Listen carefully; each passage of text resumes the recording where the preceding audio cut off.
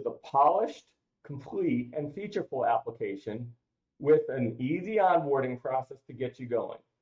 Today, I'm just going to highlight its truly differentiating features.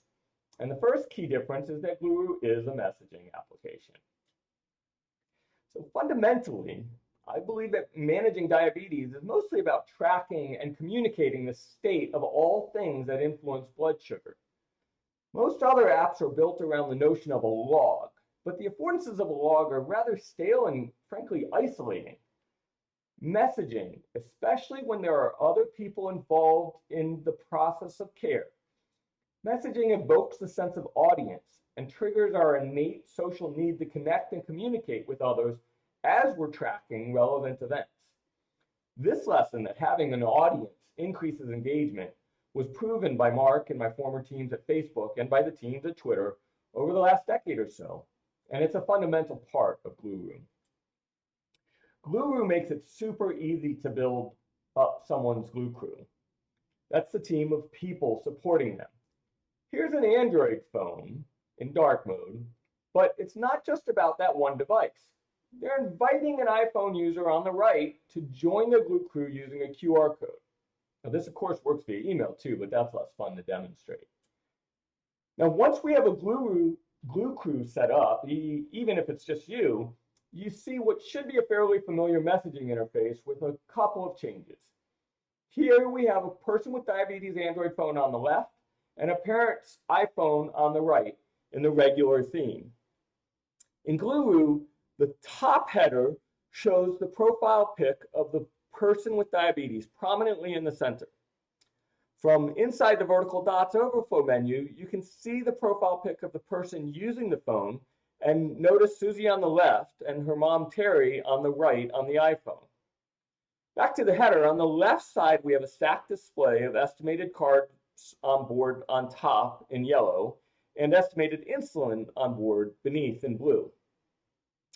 Now on the right side of the header we have the latest blood glucose value from the CGM or the latest finger prick reading. Here we see Susie entering her dinner just using natural language, providing a carb estimate of 45 grams.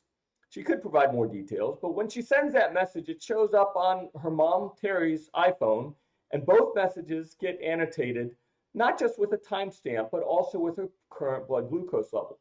Her mom responds and adds to the meal log with another 35 grams for dessert, and we see both of those entries update the carbs on board status in the top left for a total of 80 grams. Gluroo's NLP engine is pretty powerful and lets you not only do data entry, but also set the time of those entries. So, for example, you can log something in the past super fast with just using the shorthand 15M ago. You can do hours ago, days ago, whatever. There's lots of options. Typing log entries is super fast after you get the hang of it, but sometimes, especially when you're learning, a more guided approach might be easier. So we also support tap-based logging. The plus button on the bottom left here gets you started. And here we see Susie adding a carb entry. She's easily able to see and choose from recent meals, or can enter something new with as much or as little detail as she wants. Here's an example of her using the plus menu to enter an exercise. She enters the duration just by a couple of taps, and then she can provide extra details using the text box so that she and Gluroo can better understand how tennis with, in this case, Bob, affects her blood glucose levels. Plain text messages are useful, but can be a bit dry. At Facebook, interestingly, the day every year that we got the most engagement from our users was actually the day after Halloween. Everybody was checking their friends' photos from the night before.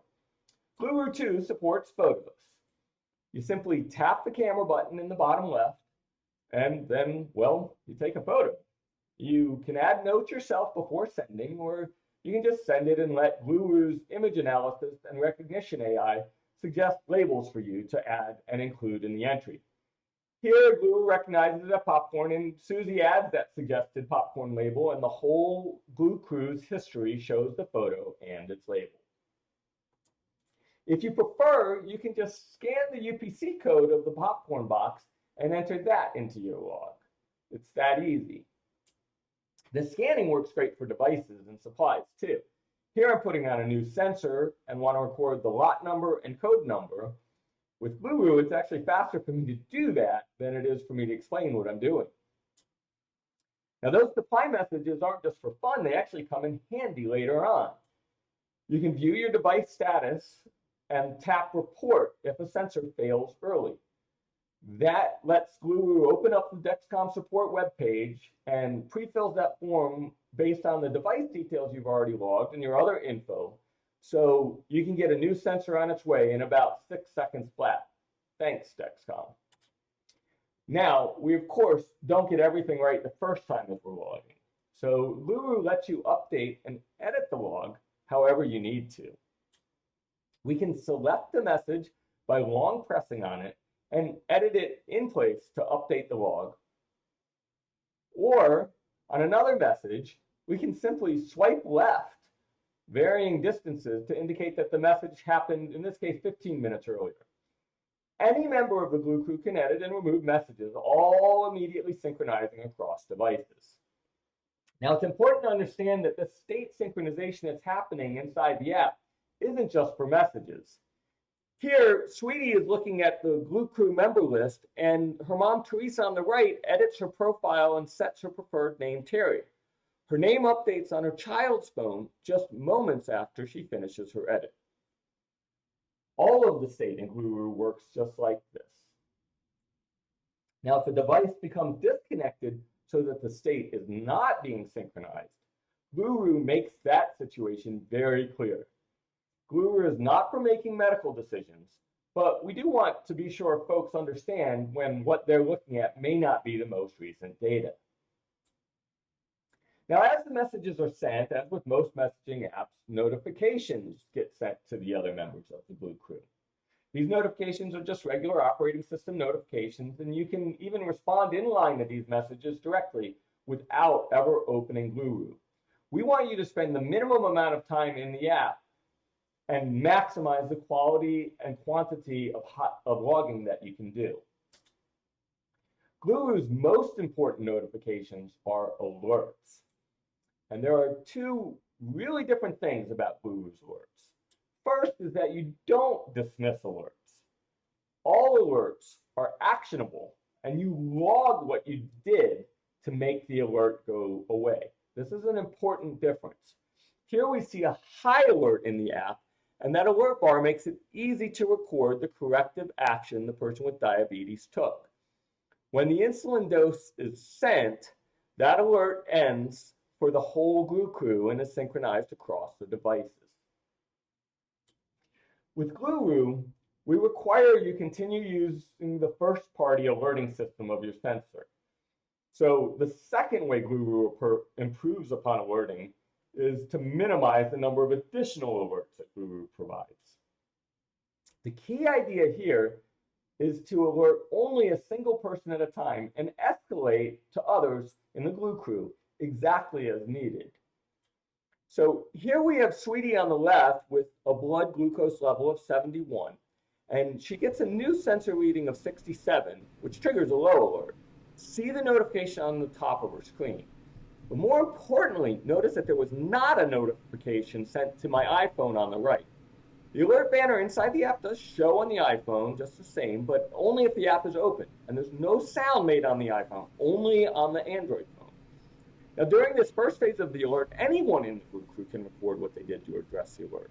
The in-app alert banner lists only the actions likely to be logged for high, and the device notification lets you record a corrective action easily from outside the app. But in this example, we pretend she didn't notice the alert and we wait. So after 3 minutes, and I sped it up to 1 minute for this demo, my iPhone at the right gets that alert escalated to it. I can then easily record the corrective action we took of 4 ounces of juice, and that new message that gets sent dismisses the alert on all the devices. There's lots of flexibility around notifications, and you can control which alerts you get from your mobile device's regular settings options, as well as some additional controls inside Gluroo itself. Now, a bunch of Gluroo's functionality is in its drop-down status tab, so I'll give you a quick tour of that. There's 4 tabs here.